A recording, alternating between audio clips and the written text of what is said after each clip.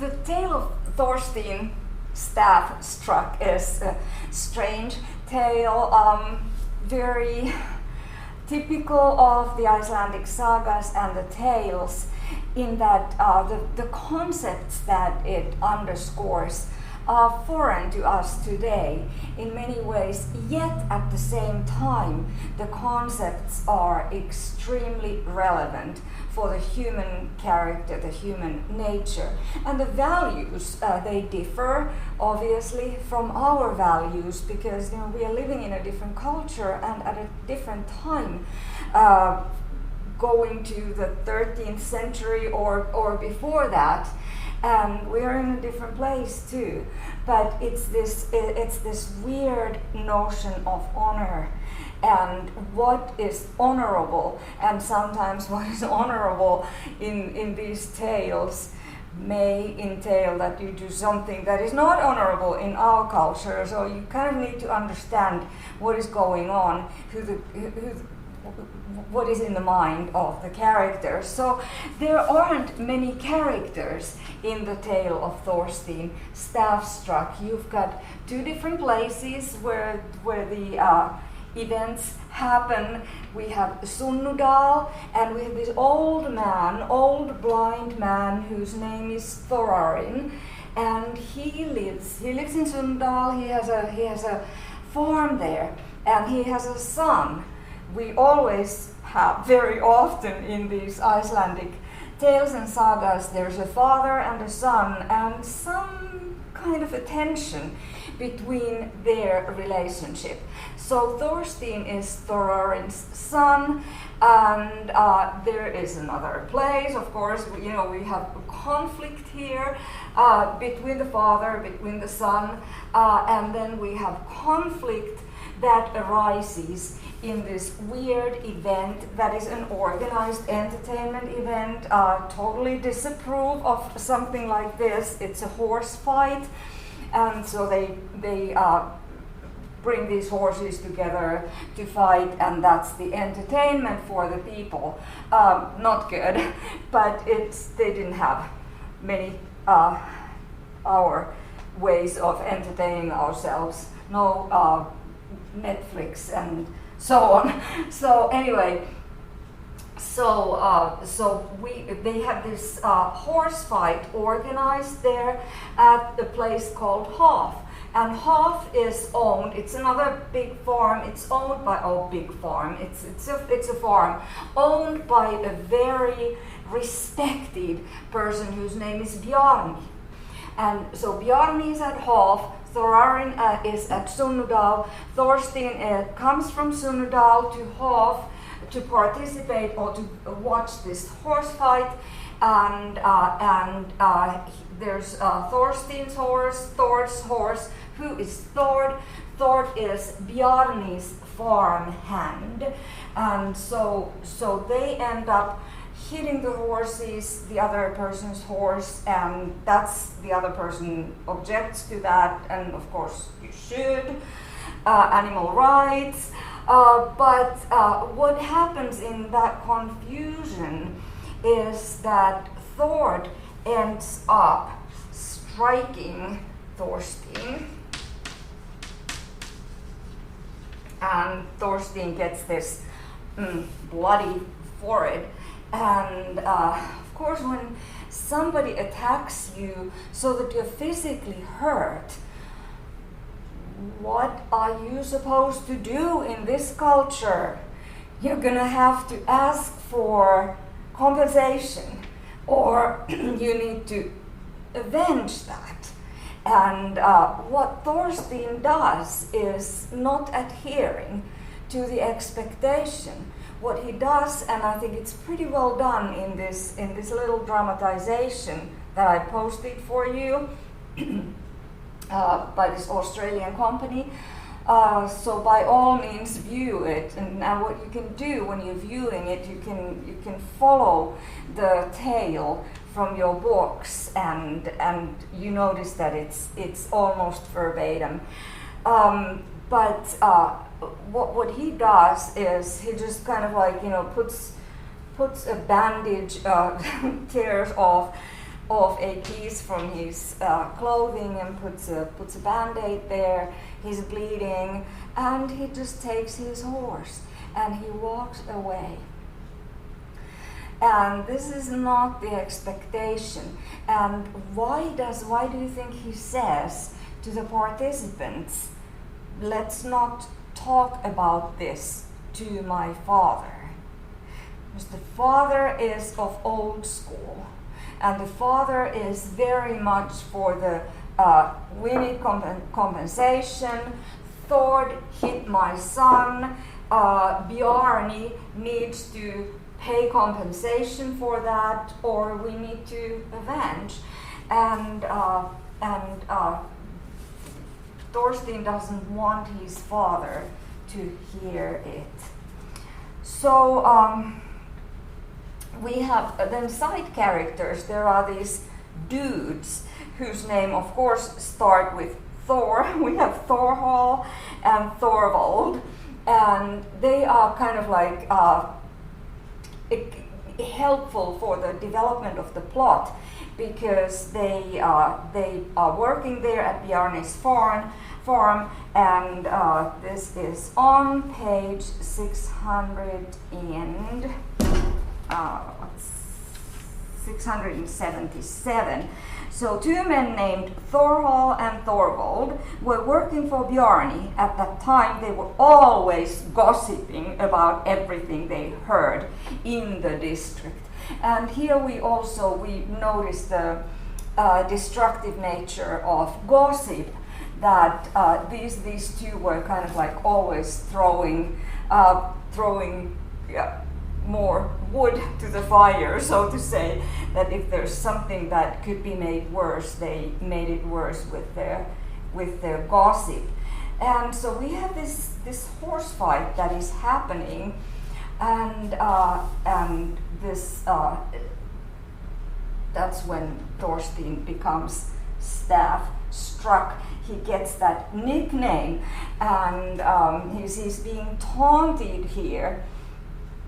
And also Thorstein knows that if this goes to the ears of Thorarin, that he has walked away from being struck by Bjarni's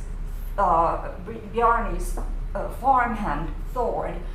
The father is not going to like it. So, and that's what actually happens. So this happens during the horse fight. Happens during the summertime, and Thorstein gets this nickname, staff struck.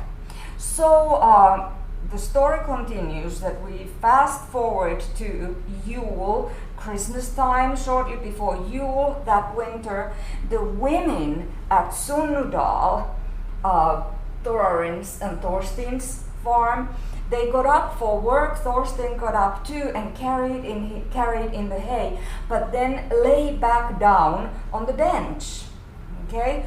Then old Thorarin, the father, came into the room and asked who was lying there. Remember, he's blind; he can't see. So Thorstein said he was. "Why were you on your feet so early, son?" asked old Thorarin. Thorstein answered, "I don't think there are many others to do the work that must be done around here." And here we have the constant theme of these sagas and tales, the importance of work, hard work. Everybody's always working hard because, you know, you have to survive in that environment. "Don't you have a headache, son?" asked old Thorarin. And this means that Thorarin had heard about Thorstein having been hit by Thord, and Thorstein hadn't told his father. In fact, he had said to everybody not to tell, but people are gossiping in this place. Thorstein lies and says, he doesn't lie to that question, "Do you have a headache?" But he says, "Not that I'm aware of." Thorarin continues, "What can you tell me, son, about the horse fight that took place last summer. Weren't you knocked unconscious, kinsman, like a dog? So the father has heard about it. Weren't you knocked unconscious like a dog?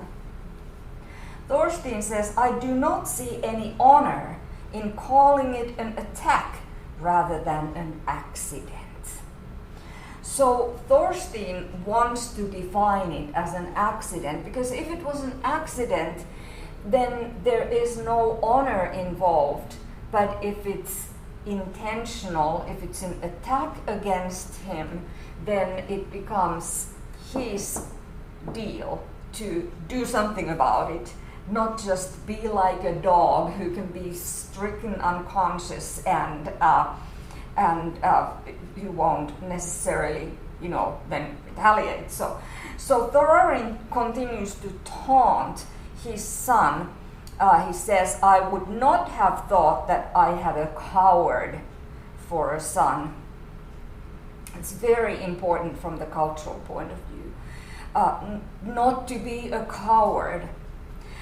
Thorstein says, do not say anything now, father, that you will later learn is an exaggeration. Thorstein is a peace-loving person. He wants to forget this, move forward, not to make a big deal out of it, but he's expected to make a big deal out of it. And Thorarin says, I will not say as much now as I have a mind to. What does Thorstein do? He's taunted by his father. Thorstein then got up and grabbed his weapons. He then set off and walked over to the barn where Thord was taking care of Bjarni's horses. So Thord was in the barn. So Thorstein goes and kills Thord. By first asking, he's asking, can you tell me? I want to know, Thord, my friend, whether that blow I took from you at the horse fight last summer was an accident or dealt intentionally, and whether you are willing to compensate me for it. So Thord answers in a strange, ambiguous way, saying, if you have two mouths, then put your tongue in each of them and say with one mouth that it was an accident, if you like, and with the other that it was dealt in earnest. And that is all the compensation you are going to get from me. So Thord, the farmhand, is taunting Thorstein, saying, call it whatever you want and you're not getting any compensation from me. And so Thorstein goes ahead and kills Thord and tells the women outside that, by the way, something is wrong with Thord,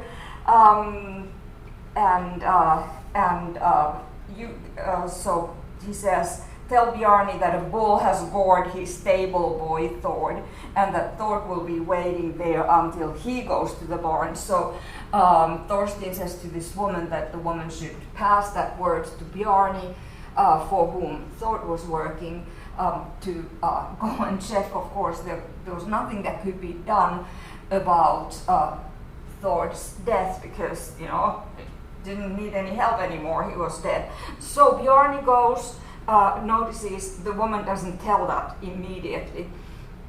And I like the way they have done it on that little dramatization, that the woman says, oh, by the way, women are so stupid that we don't always do what we are supposed to be doing. So interesting self-description of the woman.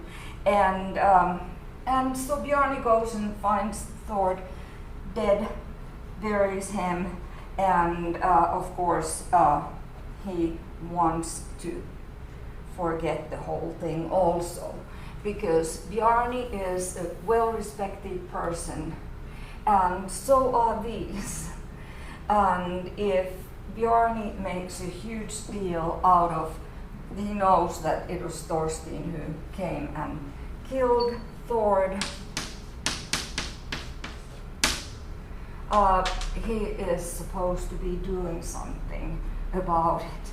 And here we have again, we have this honor. If you are insulted, if you are wronged, it's your responsibility to avenge or to ask for compensation. And in this case, Bjarni doesn't want to do anything. So we have this conflict developing here.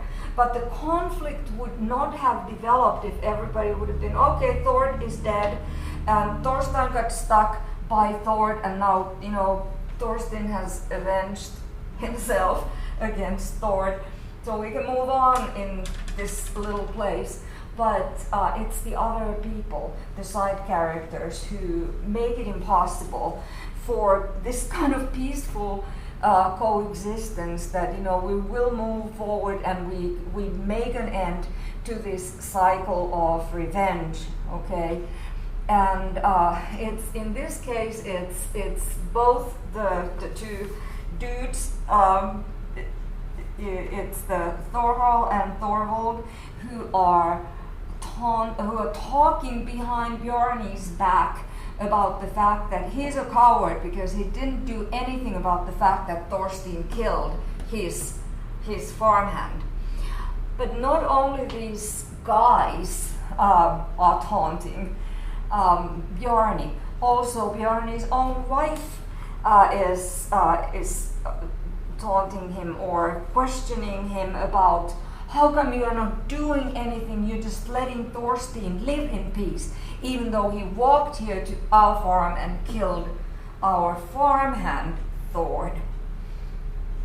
So Bjarni is in a kind of like tough position here.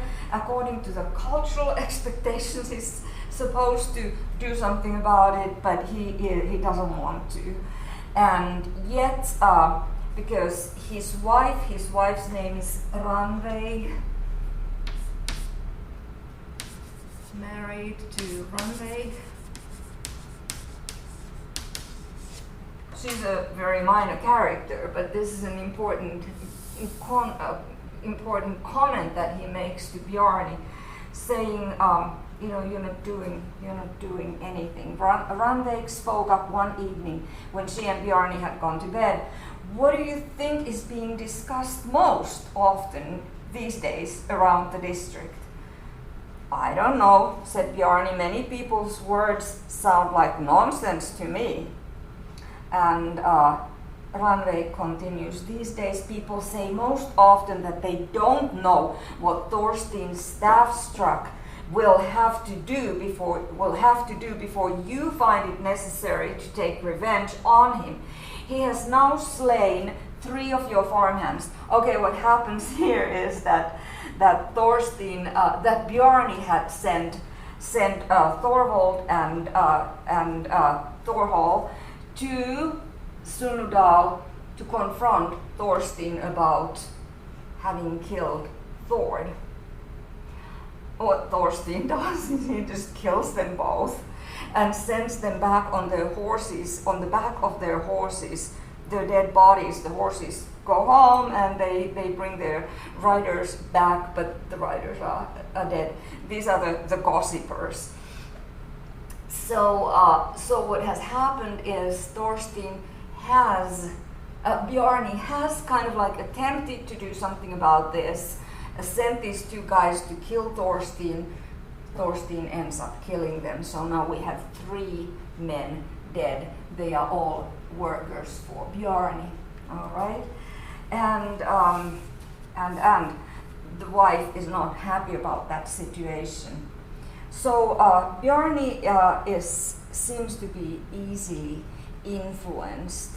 That's another thing, that, you know, a man is supposed to be making his own decisions, and now he ends up being, you know, criticized with his wife, and he is influenced by the wife. So this on page 680, Bjarni answered to his wife when she says that I'm not going to do anything, even though Thorstein has killed not only Thord, but also two other men, Thorhall and Thorvald, and Bjarni had sent those two to Thorstein because they had been, taunting, also speaking behind Bjarni's back about what a coward he is. So Bjarni answers, now the saying applies that no one learns from another's mistakes, but I will heed what you are telling me, even though Thorstein has killed few innocent men. So he says the two important things here. He says, I will heed what you, Rangvid, are telling me, his wife, even though Thorstein has killed few innocent men. So I'll do what you ask me to do, even though I am of the opinion that Thorstein did not kill these three men who were innocent. So his answer implies that these men were not innocent. Okay? So eventually, and that same, the following morning, when the wife has been complaining about Bjarni, implying that Bjarni is a coward, that he needs to do something about it, then he decides to do something about it. And he takes his sword and his shield and he says, I'm going. And the wife is like, where are you going? And Bjarni is like, I'm going, you pretty much asked me to do this. And he says, Bjarni's, the wife is, Rangveig is of course worried about him. She says, how many of you are going? And Bjarni says, I'm not taking anybody else with me, I will go alone. Rangveig says, don't risk your life alone, she said, again against the weapons of that horrible man, Thorstein. Bjarni says, now, aren't you being like those women who urge one moment what they regret the next? And I have listened to enough taunting from you and from others, and it won't do any good to try to stop me when I want to go. And then Bjarni goes to Sunudal and confronts Thorstein and asks to have a duel there. They have a duel. You have a really good depiction of that duel, medieval duel, on the film. So take a look at it. And the men fight, and they fight, and they fight. And what happens is Bjarni has this reputation of having been somebody who in fights wins and is very strong, is this kind of like hero character. And there's this place that is referenced a couple of times, Bodvarsdal, where he had been fighting and had been very successful. And now he's fighting Thorstein, but Thorstein is younger, and it seems that he's stronger. He is doing better in this fight. And Bjarni keeps coming up with these excuses that I am thirsty. And Thorstein says, okay, then let's take a break. And Bjarni goes and drinks. Well, Thorstein could have killed him right there, but that's not honorable. So he lets Bjarni drink, and they continue the sword fight. And Thorstein, by the way, makes a reference to Bjarni's sword by saying that this is certainly not the sword you had at Bodvarsdal, because it was, his sword that was not working for him against Thorstein. So the next excuse that Bjarni has to take a break is, nothing is going well for me during this fight. Now I have to tie my shoes. and Thorstein's like, go ahead and do it. What Thorstein actually ends up doing is going inside the farm and bringing new shields for both of them and new weapons, so that they can kind of like start fighting on equal grounds again. And it's kind of, you know, this really solid guy. I mean, he has killed 3 people bad, but he is you see this weird, strange kind of an honor. If you are in a duel, you are then kind of like expected to follow the rules of the duel. What happens next is Bjarni is really kind of like, he feels that he's not going to win this. He's win this fight. He feels tired. He's older, and he makes a suggestion. Let's stop this fight and let's kind of like shake hands and make a peace, and that's what they do. And he says to Thorstein,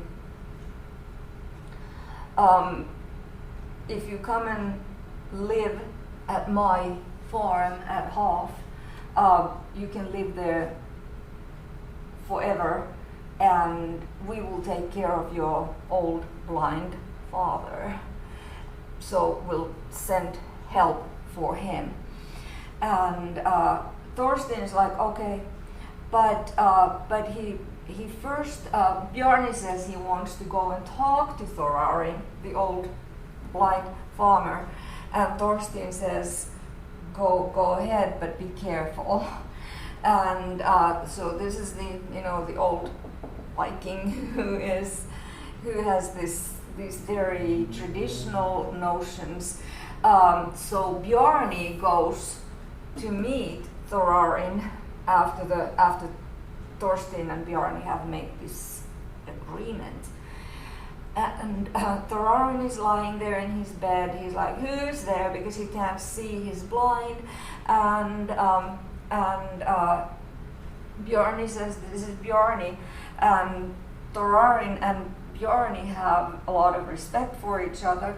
Now what Bjarni does is, something you might be wondering, why in the world would he do something like that? But it's part of this taunting thing. He says, Thorarin asks, so how did Thorstein do in the fight?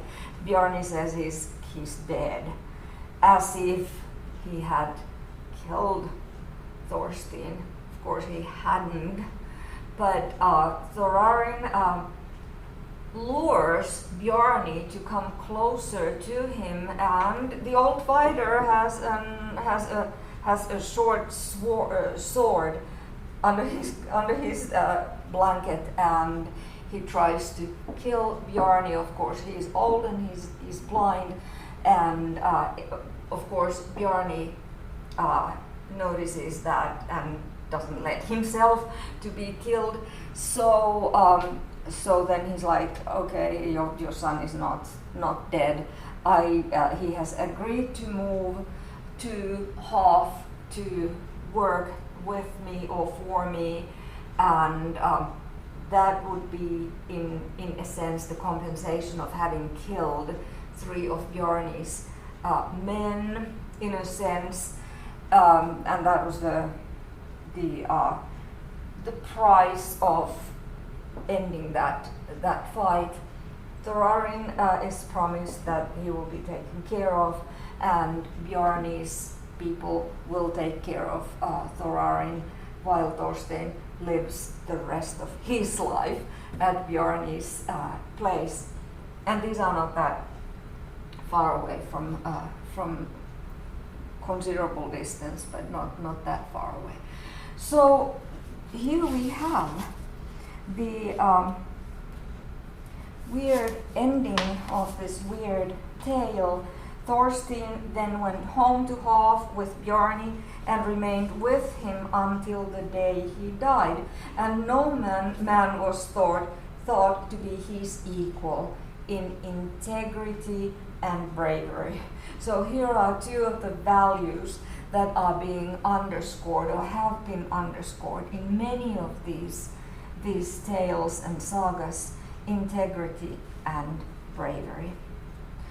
So then the tale ends by the list of descendants and so on, and that's just part of that genre. But it's an interesting little story, and I'm sure you will enjoy it. It's not long. Read it first, or read it at the same time as you view the dramatization, and think about how this culture differs from ours, how the values differ, but what is still the same, what is still some general human traits that are underscored here. Okay, thank you.